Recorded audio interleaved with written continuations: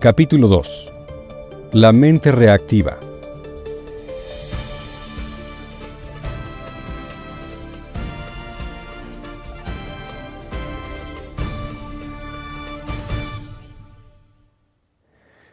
Está bastante aceptado en la actualidad que la vida evolucionó en todas sus formas partiendo de los componentes fundamentales, el virus y la célula. La única relevancia con respecto a esto en cuanto a Dianética es que tal premisa funciona, y de hecho, eso es todo lo que le pedimos a Dianética. No tiene sentido aquí escribir un tomo enorme sobre biología y evolución. Podemos añadirle algunos capítulos a estas cosas, pero Charles Darwin hizo bien su trabajo. Y los principios fundamentales de la evolución pueden encontrarse en sus obras y en las de otros. La premisa sobre la que se emprendió originalmente Dianética fue la evolución. Se postuló que las células en sí tenían el impulso de sobrevivir y que ese impulso era común a la vida.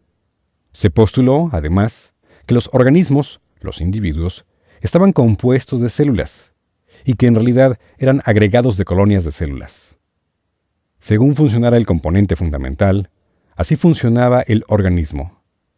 En los ámbitos finitos, y para cualesquiera de nuestros propósitos, se podía considerar al hombre como un agregado colonial de células, y se podía suponer que su propósito era idéntico al propósito de sus componentes fundamentales. La célula es una unidad de vida que está buscando sobrevivir, y nada más que sobrevivir. El hombre es una estructura de células que están buscando sobrevivir y nada más que sobrevivir. La mente del hombre es el puesto de mando de operaciones, y está construida para resolver problemas y plantear problemas relacionados con la supervivencia y solo con la supervivencia. La acción de la supervivencia, si fuera óptima, conduciría a la supervivencia. La pauta óptima de conducta de supervivencia fue formulada y entonces estudiada en busca de excepciones, y no se encontró ninguna excepción. Se descubrió que la pauta de conducta de supervivencia no solo distaba mucho de ser estéril y yerma, sino que estaba llena de actividad abundante y sumamente placentera. Ninguno de estos postulados proscribió ningún concepto respecto al alma humana, o la divinidad, o la imaginación creativa. Se comprendió perfectamente que este era un estudio en el universo finito únicamente, y que muy bien podrían existir esferas y reinos de pensamiento y de acción por encima de esta esfera finita. Pero también se descubrió que ninguno de estos factores era necesario para resolver el problema completo de la aberración y de la conducta irracional. Se descubrió que la mente humana había sido flagrantemente calumniada, pues se encontró que poseía facultades que excedían con mucho a cualesquiera que se hubieran imaginado hasta ahora, y mucho menos que se hubieran sometido a prueba. Se encontró que el carácter humano básico se había puesto en la picota, porque el hombre no había sido capaz de distinguir entre la conducta irracional derivada de datos deficientes y la conducta irracional derivada de otra fuente mucho más perversa. Si alguna vez hubo un diablo, él diseñó la mente reactiva. Este mecanismo funcional se las arregló para desaparecer de la vista tan concienzudamente que solo la filosofía inductiva, viajando del efecto hacia la causa, sirvió para descubrirlo. El trabajo detectivesco que se invirtió en la localización de este archicriminal de la psique humana llevó muchos años. Ahora su identidad puede ser certificada por cualquier técnico de laboratorio en cualquier clínica o en cualquier grupo de hombres. Se han examinado y tratado 273 individuos representando todos los diversos tipos de enfermedades mentales inorgánicas y de las muchas variedades de males psicosomáticos. En cada uno de ellos se encontró esta mente reactiva actuando, sin que sus principios sufrieran variación alguna. Esta es una larga serie de casos y pronto se hará más larga. Todo el mundo posee una mente reactiva. No se encontró ningún ser humano, examinado en parte alguna, que estuviera exento de ella o libre del contenido aberrativo de su banco de engramas, el depósito de datos que abastece a la mente reactiva. ¿Qué es lo que hace esta mente? Bloquea el recuerdo auditivo, coloca circuitos vocales en la mente, hace que la gente sea sorda a los tonos, hace que la gente tartamudee, hace todas y cada una de las cosas que pueden encontrarse en cualquier lista de males mentales: psicosis, neurosis, compulsiones, represiones. ¿Qué puede hacer? puede ocasionarle a un hombre artritis, bursitis, asma, alergias, sinusitis, trastornos coronarios, hipertensión sanguínea y así sucesivamente a lo largo de todo el catálogo de males psicosomáticos, añadiendo algunos más que nunca fueron específicamente clasificados como psicosomáticos, tales como el catarro común. Y es lo único en el ser humano que puede producir estos efectos. Es lo que invariablemente los origina. Esta es la mente que hizo pensar a Sócrates que tenía un demonio que le daba respuestas. Esta es la mente que hizo que Calígula nombrara a su caballo para un puesto en el gobierno. Esta es la mente que hizo que César cortara las manos derechas de miles de galos. La que hizo que Napoleón redujera la estatura de los franceses en 1 pulgada. Esta es la mente que mantiene la guerra como una preocupación constante. La que hace que la política sea irracional. La que hace gruñir a los oficiales superiores. La que hace que los niños lloren por miedo a la oscuridad. Esta es la mente que hace que un hombre suprima sus esperanzas, la que mantiene sus apatías, la que le da indecisión cuando debería actuar y la que lo mata antes de que haya empezado a vivir. Si alguna vez hubo un diablo, él la inventó. Descarga el contenido del banco de esta mente y la artritis se desvanece, la miopía mejora, la enfermedad cardíaca disminuye, el asma desaparece, los estómagos funcionan correctamente y todo el catálogo de males se va para no volver. Descarga el banco reactivo de engramas y el esquizofrénico finalmente hace frente a la realidad. El maníaco depresivo se lanza a lograr cosas. El neurótico deja de aferrarse a libros que le dicen cuánto necesita sus neurosis y empieza a vivir. La mujer deja de regañar a sus hijos y el dipsómano puede beber cuando quiera y dejarlo. Estos son hechos científicos. Se contrastan invariablemente con la experiencia observada. La mente reactiva es la fuente total de la aberración. Puede demostrarse, y se ha demostrado repetidamente, que no hay ninguna otra, pues cuando se descarga ese banco de engramas, todos los síntomas indeseables se desvanecen y el hombre empieza a actuar según su pauta óptima. Si uno estuviera buscando algo parecido a demonios en una mente humana, como los que uno observa en algunos pacientes de los manicomios, podría encontrarlos bastante fácilmente. Solo que no son demonios. Son circuitos de desviación que proceden del banco de engramas. ¿Qué de rezos y exhortaciones se han empleado en contra de estos circuitos de desviación? Si uno no creyera en los demonios, si uno supusiera que el hombre era bueno después de todo, como postulado, naturalmente, ¿cómo entraría en él la maldad? ¿Cuál sería la fuente de estos arrebatos de mentes? ¿Cuál sería la causa de sus lapsus linguae? ¿Cómo llegaría a conocer el miedo irracional? ¿Por qué a uno no le cae bien su jefe, aunque su jefe siempre haya sido amable? ¿Por qué los suicidas hacen pedazos sus cuerpos? ¿Por qué el hombre se comporta destructivamente, irracionalmente, combatiendo en guerras, matando, destruyendo secciones enteras de la humanidad? ¿Cuál es la fuente de todas las neurosis, psicosis, demencias? Volvamos a un breve examen de la mente analítica. Examinemos sus bancos de memoria. Encontramos archivados aquí todos los conceptos sensoriales, o al menos eso parece a primera vista. Echemos otra mirada, una mirada al factor tiempo. Hay un sentido temporal en torno a estos bancos de la mente analítica.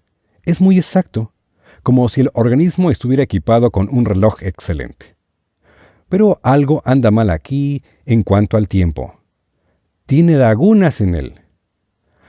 Hay momentos en los que parece que nada está archivado en estos bancos estándar. Estas son lagunas que tienen lugar durante momentos de inconsciencia. Ese estado de ser causado por anestesia, drogas, lesión o conmoción. Estos son los únicos datos que faltan de un banco estándar. Si en un trance hipnótico examinas el recuerdo que un paciente tiene de una operación, estos incidentes son los únicos periodos en los bancos que no encontrarás.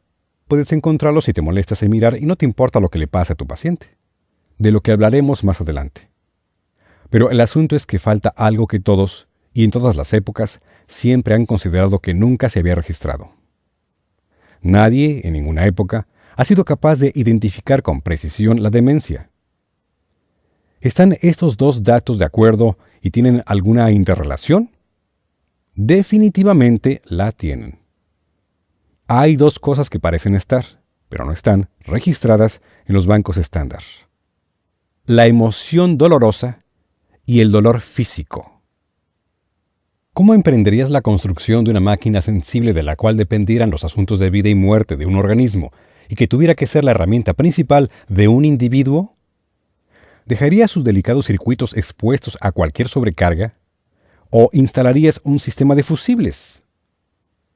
Si un instrumento delicado está conectado a un cable de alta tensión, se le protege con varios juegos de fusibles. Cualquier computadora estaría protegida así. Resulta que hay algunas pruebas para apoyar la teoría eléctrica del sistema nervioso. Cuando hay dolor, hay muy fuertes sobrecargas en los nervios. Bien puede haber sido, y en otra parte se han hecho algunas computaciones de genética al respecto, que el cerebro sea el que absorbe las sobrecargas de energía que resultan de alguna lesión, siendo generada la energía en sí por las células lastimadas en el área de la lesión. Eso es teoría y no tiene cabida aquí salvo para servir de ejemplo. Nos estamos ocupando únicamente de hechos científicos ahora. La acción de la mente analítica se suspende durante un momento de dolor intenso. De hecho, la mente analítica se comporta justo como si fuese un órgano del que se desconecta el abastecimiento vital siempre que esté presente la conmoción. Por ejemplo, un hombre golpeado en un costado por un coche queda inconsciente y al recuperar la conciencia no tiene ningún registro del periodo en que estuvo sin sentido. Esta sería una circunstancia de contrasupervivencia. Significa que no habría voluntad alguna en quien estuviera lesionado, y este es el momento en que el organismo más necesita de la voluntad. Así que, si toda la mente se desconecta cada vez que aparece el dolor, esto es contrasupervivencia. ¿Dejaría un organismo con más de 1.000 millones de años de ingeniería biológica tras de sí un problema como este sin resolver? En realidad, el organismo resolvió el problema. Quizá el problema sea muy difícil, biológicamente, y quizá la solución no sea muy buena. Pero se han tomado grandes medidas para estos momentos en los que el organismo está inconsciente. La respuesta al problema de hacer que el organismo reaccione en momentos de inconsciencia o casi inconsciencia es también la respuesta a la demencia y a las enfermedades psicosomáticas, y a todas aquellas extrañas peculiaridades mentales a las que la gente es propensa, y que dieron origen a la fábula de que errar es humano. Experimentos clínicos prueban que esas afirmaciones son hechos científicos. 1. La mente registra continuamente, en algún nivel, durante toda la vida del organismo. 2. Todos los registros de la vida están disponibles. 3. La inconsciencia, en la cual la mente no es consciente de lo que le rodea, solo es posible en la muerte y no existe como amnesia total en la vida. 4. Todos los trastornos mentales y físicos de naturaleza psíquica se producen a partir de momentos de inconsciencia. 5. Tales momentos se pueden localizar y drenar de carga, con el resultado de que la mente retorne a una condición óptima de funcionamiento. La inconsciencia es la única fuente de la aberración. No existe una acción como el condicionamiento mental, excepto en un nivel de entrenamiento consciente, en el que existe solo con el consentimiento de la persona. Si te tomas la molestia de hacer el experimento, puedes tomar a un hombre, dejarlo inconsciente, hacerle daño y proporcionarle información. Mediante la técnica de Dianética, no importa qué información le hayas dado, esta puede ser recuperada. Este experimento no se debe hacer descuidadamente, pues también podrías volverlo demente. Se puede obtener una vaga sombra de esta operación mediante la hipnosis, ya sea mediante sus técnicas habituales o con drogas. Instalando sugestiones positivas en un sujeto, puede hacérsele actuar como una persona demente. Esta prueba no es nueva. Ha sido bien sabido que las compulsiones o las represiones pueden ser introducidas de este modo en la psique. Los antiguos griegos estaban bastante familiarizados con ello y lo usaban para producir diversas delusiones. Está lo que se conoce como sugestión poshipnótica. Una comprensión de esto puede ayudar a la comprensión del mecanismo básico de la demencia. Las acciones en ambas circunstancias no son idénticas, pero son lo bastante parecidas en su esencia. Se pone a un hombre en trance hipnótico mediante la técnica hipnótica estándar o con alguna droga hipnótica. El hipnotizador puede decirle entonces: cuando despiertes, hay algo que tienes que hacer. Cada vez que yo me toque la corbata, te quitarás la chaqueta. Cuando yo suelte la corbata, te pondrás la chaqueta. Ahora olvidarás que te he dicho que hagas esto. Se despierta entonces al sujeto. Él no tiene conocimiento de forma consciente de la orden. Si se le dijera que se le había dado una orden mientras dormía, se resistiría a la idea o se encogería de hombros, pero no lo sabría. Entonces el hipnotizador se toca la corbata. El sujeto puede hacer un comentario de que hace demasiado calor y así quitarse la chaqueta. Entonces el hipnotizador suelta la corbata. El sujeto puede decir que ahora tiene frío y volverá a ponerse la chaqueta. El hipnotizador entonces se toca la corbata. El sujeto puede decir que ha llevado la chaqueta al sastre y de forma muy verbosa explica finalmente por qué se la quita, quizá para ver si la costura de la espalda estaba bien cosida. Entonces el hipnotizador suelta su corbata y el sujeto dice que está satisfecho con el sastre y vuelve a ponerse la chaqueta. El hipnotizador puede tocar su corbata muchas veces y todas ellas conseguir que el sujeto actúe. Finalmente, por las expresiones en los rostros de la gente, el sujeto puede darse cuenta de que algo anda mal.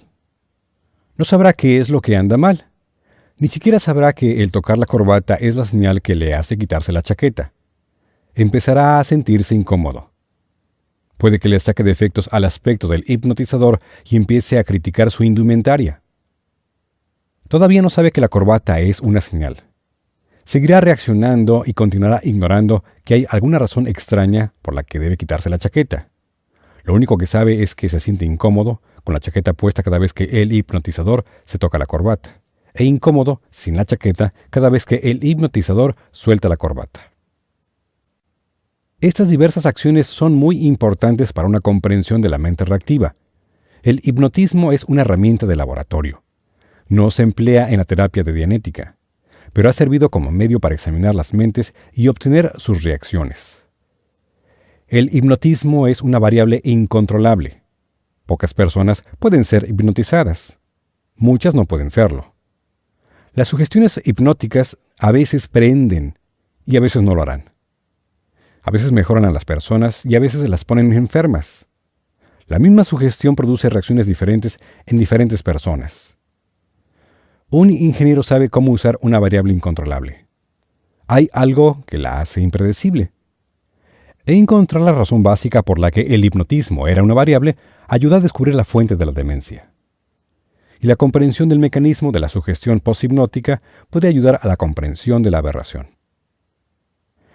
No importa lo tonta que sea la sugestión dada a un sujeto bajo hipnosis, él la llevará a cabo de una manera u otra. Se le puede decir que se quite los zapatos o que llame a alguien a las 10 del día siguiente, o que coma guisantes para desayunar, y lo hará. Estas son órdenes directas, y él las obedecerá. Se le puede decir que sus sombreros no le sientan bien, y lo creerá así. Cualquier sugestión operará en el interior de su mente sin que sus niveles más altos de conciencia tengan conocimiento de ello. Pueden darse sugestiones muy complejas. Una de estas sería la de que fuera incapaz de pronunciar la palabra yo. La omitiría en su conversación, improvisando unos giros extraordinarios, sin darse cuenta de que tenía que evitar la palabra. O bien, se le podría decir que jamás debe mirarse las manos, y no lo hará. Estas son represiones. Dadas al sujeto estando drogado o en un sueño hipnótico, estas sugestiones actúan cuando está despierto, y seguirán actuando hasta que el hipnotizador le libere de ellas. Se le puede decir que tiene necesidad de estornudar cada vez que escucha la palabra alfombra y que estornudará cuando se pronuncie. Se le puede decir que debe dar un salto de medio metro de altura cada vez que vea un gato y saltará. Y hará estas cosas después de que se le haya despertado. Estas son compulsiones. Se le puede decir que tendrá pensamientos muy eróticos respecto a cierta chica, pero que cuando los tenga sentirá que le pica la nariz. Se le puede decir que tiene un continuo impulso de acostarse y dormir, y que cada vez que se acueste sentirá que no puede dormir. Experimentará estas cosas. Estas son neurosis. En experimentos adicionales se le puede decir, mientras se encuentra en su sueño hipnótico, que es el presidente del país y que los agentes del servicio secreto están tratando de asesinarlo. O se le puede decir que se le está dando veneno en todo restaurante en el que intenta comer. Estas son psicosis. Se le puede informar de que en realidad es otra persona y de que posee un yate y responde al nombre de Sir Reginald. O bien puede decírsele que es un ladrón, que tiene antecedentes penales y que la policía lo anda buscando. Estas serían demencias esquizofrénicas y paranoico-esquizofrénicas, respectivamente. El hipnotizador puede informar al sujeto de que el sujeto es la persona más maravillosa de la Tierra y que todo el mundo así lo cree, o de que el sujeto es el objeto de adoración de todas las mujeres. Esto sería una demencia de tipo maníaco. Se le puede convencer, mientras está hipnotizado, de que cuando despierte se sentirá tan mal que no tendrá más esperanza que la muerte. Esta sería la demencia de tipo depresivo. Se le puede decir que lo único en lo que puede pensar es en lo enfermo que está y que hará suyo todo trastorno sobre el que lea. Esto le haría reaccionar como un hipocondríaco. Así podríamos recorrer todo el catálogo de males mentales e, ingeniando sugestiones positivas para crear el estado de ánimo, podríamos lograr en el sujeto despierto una apariencia de cada demencia. Se sobreentiende que estas son apariencias. Son similares a la demencia en el sentido de que el sujeto actuaría como una persona demente. No sería una persona demente. En el momento en que se libera la sugestión, informando al individuo de que se trataba de una sugestión, la aberración y todas estas demencias, etc., se agrupan bajo el apartado de aberración. Teóricamente desaparece. Una advertencia aquí. Estas son pruebas. Se han hecho en personas que pudieron ser hipnotizadas y a personas que no pudieron serlo, pero que fueron drogadas. Proporcionaron datos valiosos para Dianética. Estas pruebas solo se pueden reproducir cuando se conoce Dianética. A menos que quieras volver a alguien loco realmente, por accidente, pues estas sugestiones no siempre desaparecen. El hipnotismo es una variable incontrolable. Es peligroso y encaja en el salón del mismo modo que querrías ahí una bomba atómica. La duplicación de aberraciones de todas clases y tipos en sujetos que han sido hipnotizados o drogados ha demostrado que hay alguna porción de la mente que no está en contacto con la conciencia, pero que contiene datos. Fue la búsqueda de esta parte de la mente lo que condujo a la resolución del problema de la demencia, los males psicosomáticos y otras aberraciones. No se le abordó mediante el hipnotismo, y el hipnotismo es simplemente otra herramienta, una herramienta que no es útil en la práctica de Dianética y que, de hecho, no se necesita en absoluto. Aquí tenemos a un individuo que actúa cuerdamente, al que se le da una sugestión positiva y que luego, temporalmente, actúa de forma demente. Su cordura se restablece mediante la liberación de la sugestión pasándola a su conciencia, momento en que pierde la fuerza que tiene sobre él. Pero esto es solo una apariencia del mecanismo implicado. La verdadera demencia, la que no ha sido instalada por algún hipnotizador, no es necesario que emerja a la conciencia para que se libere. Existen esta y otras diferencias entre el hipnotismo y la verdadera fuente de la aberración, pero el hipnotismo constituye una demostración de sus partes funcionales. Revisemos el primer ejemplo de la sugestión positiva. El sujeto estaba inconsciente, lo que quiere decir que no se encontraba en posesión de su plena conciencia o autodeterminismo. Se le dio algo que debía hacer, y ese algo estaba oculto a su conciencia. El hipnotizador le dio una señal. Cuando la señal se produjo, el sujeto llevó a cabo un acto. El sujeto dio razones para el acto que no eran las verdaderas para éste. El sujeto le sacaba defectos al hipnotizador y a la indumentaria del hipnotizador, pero no se daba cuenta de que era la corbata la que daba la señal para la acción. Se liberó la sugestión y el sujeto ya no sintió la compulsión de llevar a cabo el acto. Estas son las partes de la aberración. Una vez que uno sabe exactamente qué partes de qué cosa son aberraciones, todo el problema es muy sencillo. A primera vista parece increíble que la fuente pudiera haber permanecido tan perfectamente oculta durante tantos miles de años de investigación. Pero reconsiderándolo, Resulta prodigioso que la fuente se llegara a descubrir alguna vez, porque está escondida astutamente y bien. La inconsciencia de la variedad no hipnótica es un poco más resistente. Se necesita más que algunos pases de mano para causar inconsciencia de la variedad que produce demencia. La conmoción en accidentes, las anestesias empleadas para operaciones, el dolor de las lesiones y los delirios de la enfermedad son las fuentes principales de lo que llamamos inconsciencia.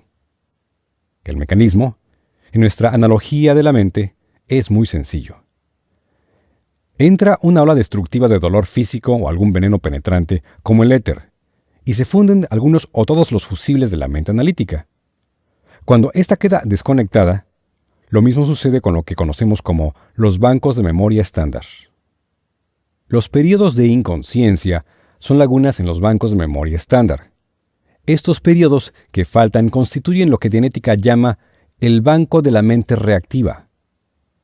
Los momentos en que la mente analítica está en pleno funcionamiento, más los momentos en que la mente reactiva está en funcionamiento, son una línea continua de registro consecutivo del periodo completo de la vida.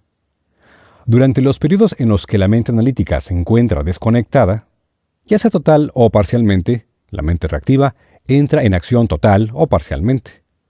En otras palabras, si la mente analítica no está en contacto de forma que está medio desconectada, la mente reactiva está conectada a medias. En realidad, no es posible establecer proporciones tan exactas, pero esto es para dar una aproximación. Cuando el individuo está total o parcialmente inconsciente, la mente reactiva se conecta total o parcialmente. Cuando está totalmente consciente, su mente analítica se encuentra en pleno control del organismo. Cuando se reduce su conciencia, la mente reactiva se conecta y entra en circuito en la misma proporción. Los momentos que contienen inconsciencia en el individuo son momentos contra supervivencia en general.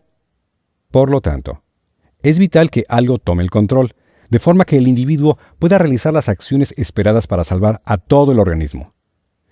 El luchador que pelea por sí mismo a un medio inconsciente, el hombre quemado que se arrastra fuera del fuego, estos son casos en que la mente reactiva resulta valiosa. La mente reactiva es muy resistente. Tendría que serlo para poder enfrentarse a las oleadas de dolor que ponen fuera de combate cualquier otra sensitividad en el cuerpo. No es muy refinada, pero es formidablemente precisa. Posee una capacidad de computación de baja categoría, una categoría que es subidiota. Pero uno no esperaría otra cosa más que una baja categoría de capacidad de una mente que sigue conectada mientras el cuerpo está siendo aplastado o achicharrado. El banco reactivo no almacena memorias según el concepto que nosotros tenemos de estas. Almacena engramas. La palabra engrama en Dianética se usa en su sentido más preciso como huella definida y permanente que un estímulo deja en el protoplasma, sustancia constitutiva de las células, de un tejido. Se considera un grupo unitario de estímulos que inciden únicamente en el ser celular. Estos engramas son un registro completo, hasta el último y preciso detalle, de cada percepción presente en un momento de inconsciencia parcial o total. Son tan exactos como cualquier otro registro en el cuerpo, pero tienen su propia fuerza. Son como discos fonográficos o películas cinematográficas, si éstas tuvieran todas las percepciones de vista, sonido, olor, gusto, sensación orgánica, etc. La diferencia entre un engrama y una memoria, sin embargo, es muy clara. Un engrama puede estar permanentemente conectado a todos y cada uno de los circuitos del cuerpo y se comporta como una entidad. En todas las pruebas de laboratorio sobre estos engramas, se encontró que poseían fuentes inagotables de poder para mandar al cuerpo. Sin importar cuántas veces se reactivara uno de ellos en un individuo, todavía era poderoso. De hecho, se volvía aún más capaz de ejercer su poder en proporción a su reactivación. Lo único que pudo empezar a debilitar estos engramas fue la técnica que se desarrolló hasta convertirse en la terapia de Dianética, que se tratará en su totalidad en la tercera sección de este libro. Este es un ejemplo de un engrama. A una mujer se le derriba de un golpe, se le deja inconsciente, se le dan patadas y se le dice que es una farsante, que no vale para nada, que siempre está cambiando de opinión. Se derriba una silla mientras pasa esto. Hay un grifo abierto en la cocina. Un coche pasa por la calle, afuera. El engrama contiene un registro consecutivo de todas estas percepciones: vista, sonido, tacto, gusto, olor, sensación orgánica, sentido cinético, posición de las articulaciones, registro de la sed, etc. El engrama constaría de la declaración completa que se le hizo cuando estaba inconsciente: los tonos de la voz y la emoción en la voz, el sonido y la sensación del primer golpe y los subsiguientes, el tacto del suelo, la sensación y el sonido de la silla al derribarse, la sensación orgánica del golpe, quizás el sabor de la sangre en la boca o cualquier otro sabor presente ahí, el olor de la persona que la ataca y los olores de la habitación, el sonido del motor del coche que pasa y de los neumáticos, etc. Todas estas cosas caerían dentro de la categoría de la sugestión positiva. Pero hay otra cosa aquí que es nueva, algo que no está en los bancos estándar, excepto por contexto: dolor y emoción dolorosa. Estas cosas son las que establecen la diferencia entre los bancos estándar y los bancos reactivos de engramas: el dolor físico y la emoción dolorosa. El dolor físico y la emoción dolorosa representan la diferencia entre un engrama, que es la causa de la aberración, de toda aberración, y una memoria. En Dianética, se considera que una memoria es cualquier concepto de percepciones almacenadas en los bancos estándar de memoria, el cual puede ser, en potencia, recordado por el yo. Una escena contemplada por los ojos y percibida por los otros sentidos se convierte en un registro en los bancos estándar de memoria, y más tarde puede ser recordada por el yo para referencia. Todos hemos oído que la mala experiencia ayuda en la vida y que sin mala experiencia el hombre jamás aprende. Esto puede ser muy cierto, pero no incluye el engrama. Eso no es experiencia, eso es acción mandada. Quizá, antes de que el hombre poseyera un vocabulario extenso, estos engramas le fueran de alguna utilidad. Representaban supervivencia en formas que se explicarán más adelante. Pero cuando el hombre adquirió un buen lenguaje homonímico, palabras que suenan igual, pero que significan cosas diferentes, y de hecho, cuando adquirió cualquier lenguaje, estos engramas se convirtieron mucho más en un riesgo que en una ayuda. Y ahora, con el hombre bastante evolucionado, estos engramas no lo protegen en absoluto, sino que lo vuelven loco, ineficiente y enfermo. La prueba de cualquier afirmación está en su aplicabilidad.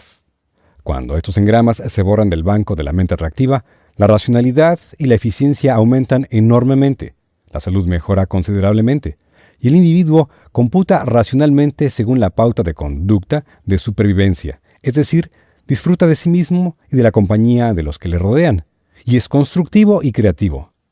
Es destructivo solo cuando algo realmente amenaza la esfera de sus dinámicas. Estos engramas, entonces, tienen un valor enteramente negativo en esta etapa del desarrollo del hombre.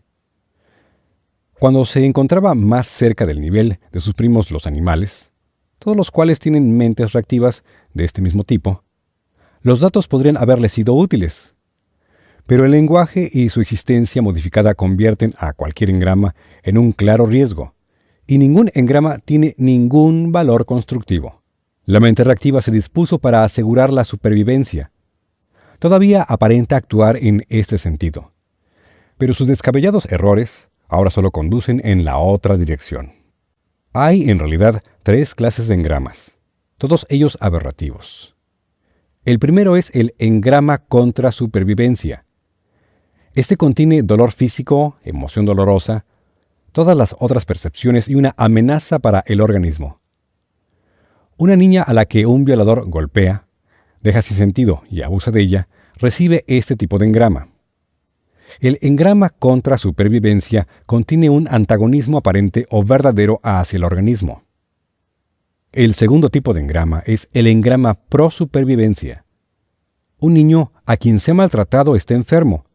Mientras está parcial o totalmente inconsciente, se le dice que se le cuidará, que se le tiene mucho cariño, etc. Este engrama no se toma como contrasupervivencia, sino como prosupervivencia. Parece estar a favor de la supervivencia. De los dos, este último es el más aberrativo, ya que se ve reforzado por la ley de la afinidad, que siempre es más poderosa que el miedo. El hipnotismo se aprovecha de esta característica de la mente reactiva, al ser un trato compasivo hacia un sujeto artificialmente inconsciente. El hipnotismo es tan limitado como es porque no contiene, como factor, dolor físico y emoción dolorosa, cosas que mantienen a un engrama fuera de la vista y anclado por debajo del nivel de conciencia. El tercero es el engrama de emoción dolorosa, que es similar a los otros engramas. Está causado por la conmoción de una pérdida repentina, como la muerte de un ser amado. El banco de la mente reactiva se compone exclusivamente de estos engramas. La mente reactiva piensa exclusivamente con estos engramas, y piensa con ellos de una forma que haría blasfemar a Korzybski, porque piensa en términos de identificación total, es decir, identidades. Una cosa idéntica a otra. Si la mente analítica hiciera una computación sobre manzanas y gusanos, probablemente esta podría formularse como sigue. Algunas manzanas tienen gusanos, otras no. Al morder una manzana, ocasionalmente uno encuentra un gusano, a menos que la manzana haya sido debidamente fumigada. Los gusanos en las manzanas dejan agujeros. La mente reactiva, sin embargo, haciendo una computación acerca de manzanas y gusanos, según el contenido de su banco de engramas, calcularía de la siguiente forma. Las manzanas son gusanos, son mordiscos, son agujeros en manzanas, son agujeros en cualquier cosa, son manzanas y siempre son gusanos, son manzanas, son mordiscos, etc. Las computaciones de la mente analítica podrían abarcar los sumatorios más asombrosos del cálculo matemático, los ingeniosos giros de la lógica simbólica, las computaciones requeridas para la construcción de puentes o la confección de vestidos. Cualquier ecuación matemática que se haya visto jamás procedió de la mente analítica y podría ser usada por la mente analítica para resolver los problemas más comunes. Pero no así la mente reactiva. Esta es tan hermosa y maravillosamente simple que puede afirmarse que funciona únicamente con una ecuación. A es igual a A, es igual a A, es igual a A, es igual a A. Comienza cualquier computación con la mente reactiva. Comiénzala con los datos que ésta contiene, por supuesto. Para esta, cualquier dato es exactamente igual a cualquier otro dato en la misma experiencia. Una computación analítica hecha sobre la mujer a la que le dieron patadas, según se mencionó, sería que las mujeres se meten a veces en situaciones en las que se les pega patadas y se les hace daño, y que se sabe de hombres que han pegado patadas y le han hecho daño a las mujeres. Una computación de la mente reactiva sobre este engrama, como engrama, sería: el dolor de la patada es igual al dolor del golpe, es igual a la silla que se derriba, es igual al coche que pasa, es igual al grifo, es igual al hecho de que ella es una farsante, es igual al hecho de que ella no vale para nada, es igual al hecho de que ella cambia de opinión, es igual a los tonos de voz del hombre, es igual a la emoción, es igual a una farsante, es igual a un grifo abierto, es igual al dolor de la patada, es igual a la sensación orgánica en el área de la patada, es igual a la silla que se derriba, es igual a cambiar de parecer, es igual a... Pero, ¿para qué continuar? Cada una de las percepciones de este engrama es igual a cualquier otra percepción de este engrama. ¿Qué? ¿Es eso una locura? Precisamente. Continuemos examinando nuestra sugestión positiva poshipnótica de la corbata que se toca y la chaqueta que se quita. En esta tenemos los factores visibles de cómo actúa la mente reactiva. Esta sugestión poshipnótica solo necesita una carga emocional y dolor físico para transformarse en un engrama peligroso. En realidad, es una cierta forma de engrama. Es implantado por empatía entre el hipnotizador y el sujeto, lo que haría de él un engrama de compasión, pro-supervivencia. Ahora, sabemos que el hipnotizador solo tenía que tocar su corbata para que el sujeto despierto se quitara la chaqueta. El sujeto no sabía qué era lo que le hacía quitarse la chaqueta, y encontraba todo tipo de explicaciones para la acción, ninguna de las cuales era la correcta.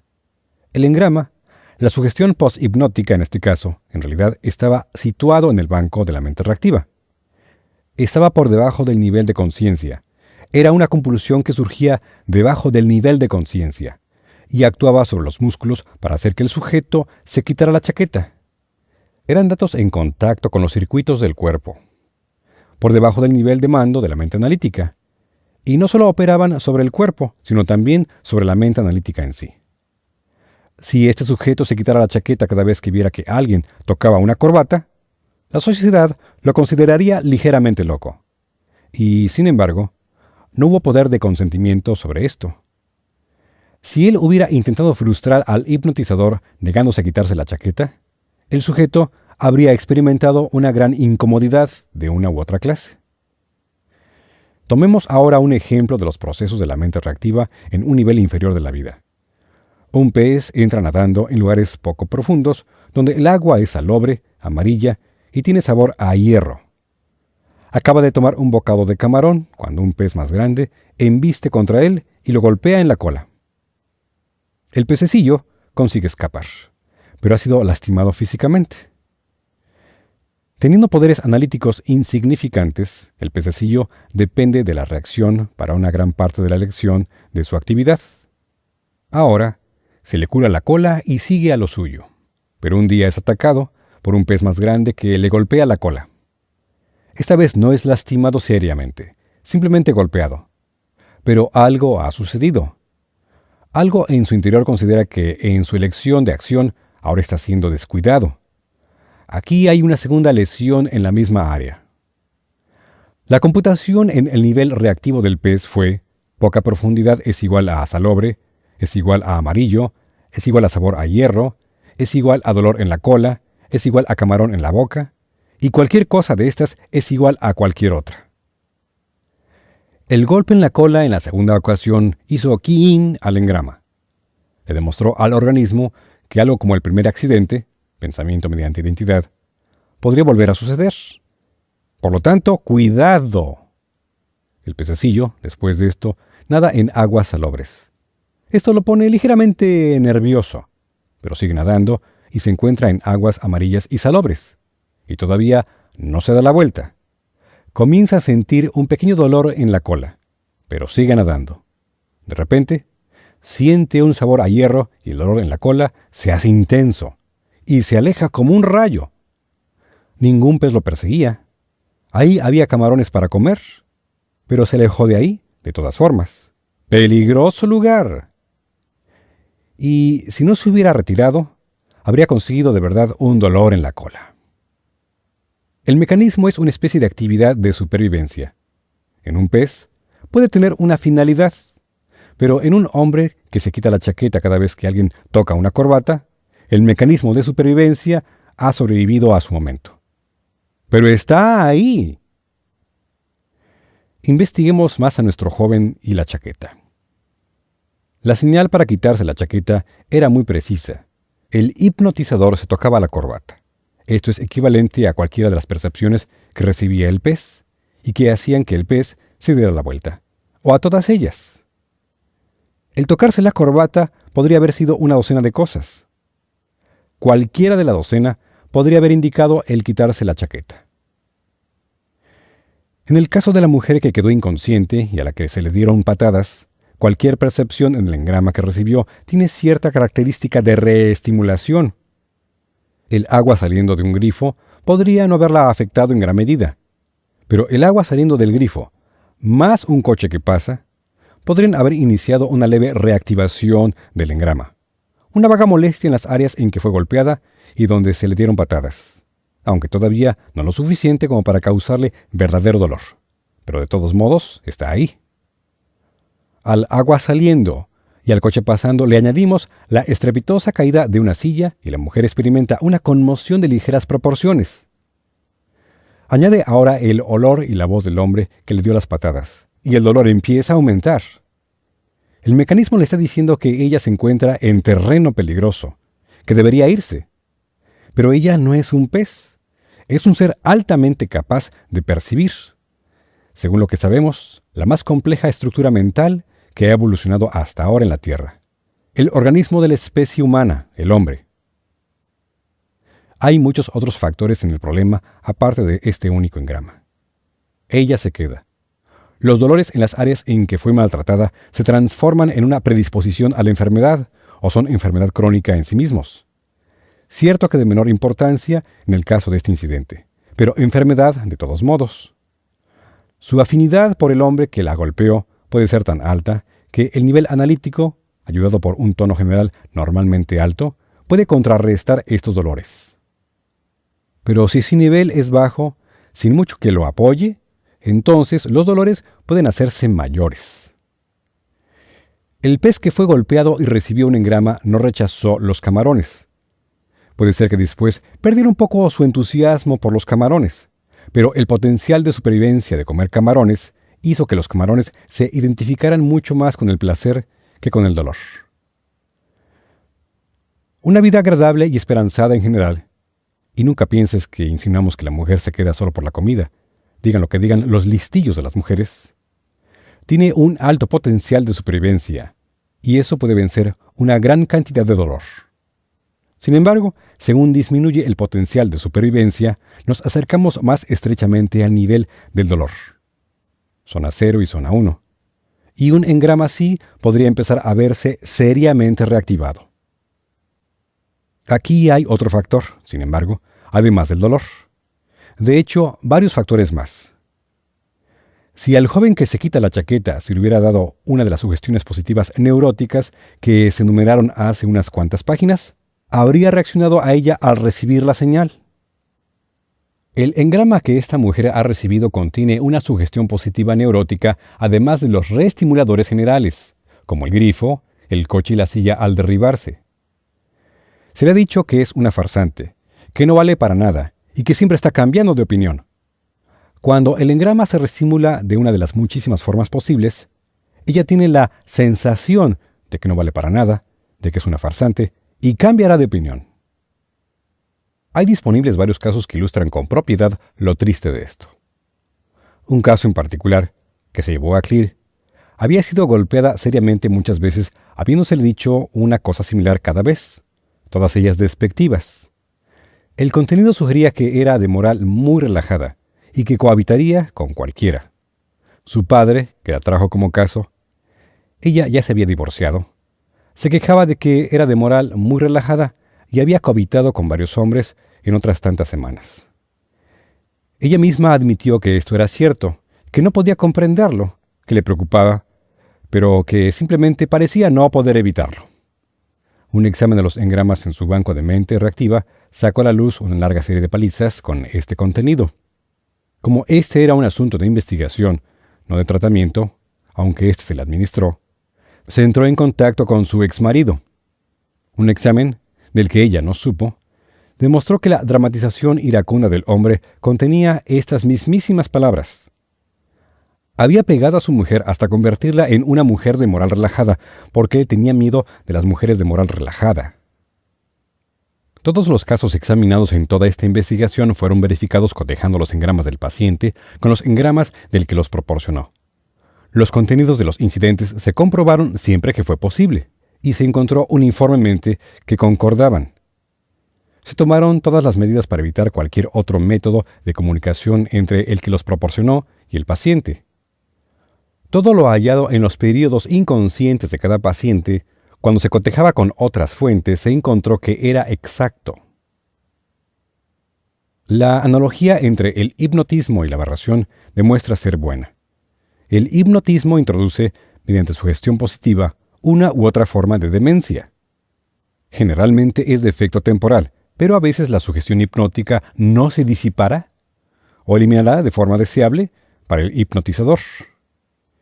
El peligro de efectuar experimentos con hipnosis en pacientes que no son Clear se encuentra en otro mecanismo de la mente reactiva. Cuando existe un engrama como el de nuestro ejemplo anterior, la mujer obviamente estaba inconsciente en el momento de recibir el engrama.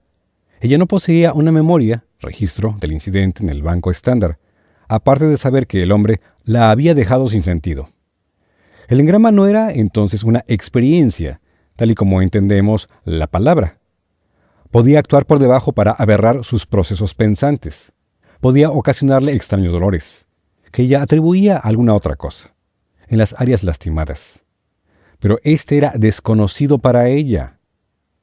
Fue necesario el key-in para activar el engrama. Pero, ¿qué era exactamente lo que podía hacer que hiciera Ki-in?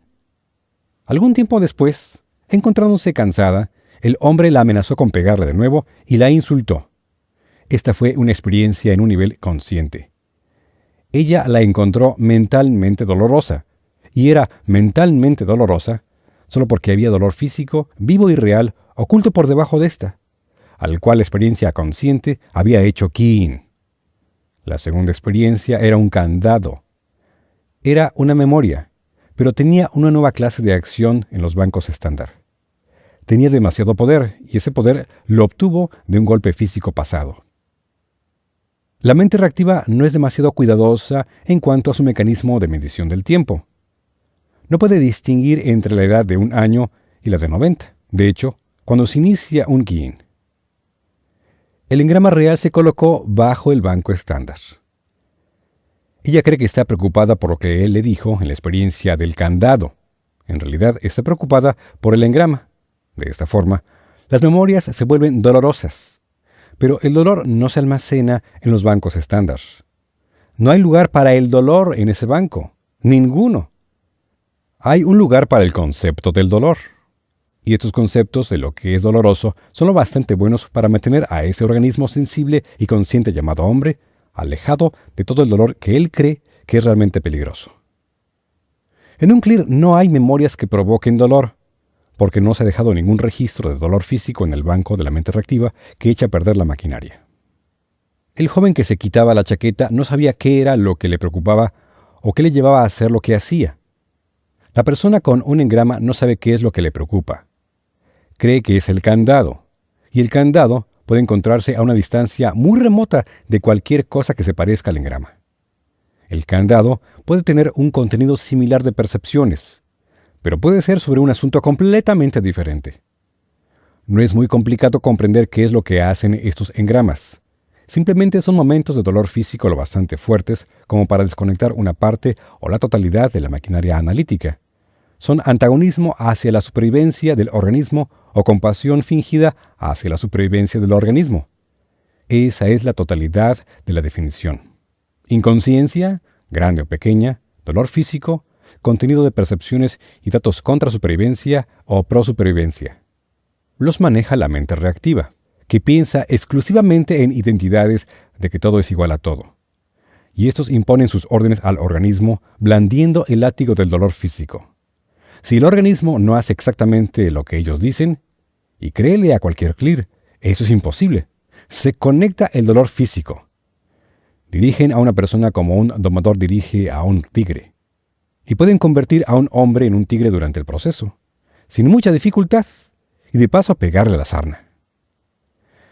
Si el hombre no hubiera inventado el lenguaje, o, como se demostrará, si sus lenguajes fueran un poco menos homonímicos y más específicos con sus pronombres personales, los engramas, todavía serían datos de supervivencia y el mecanismo funcionaría.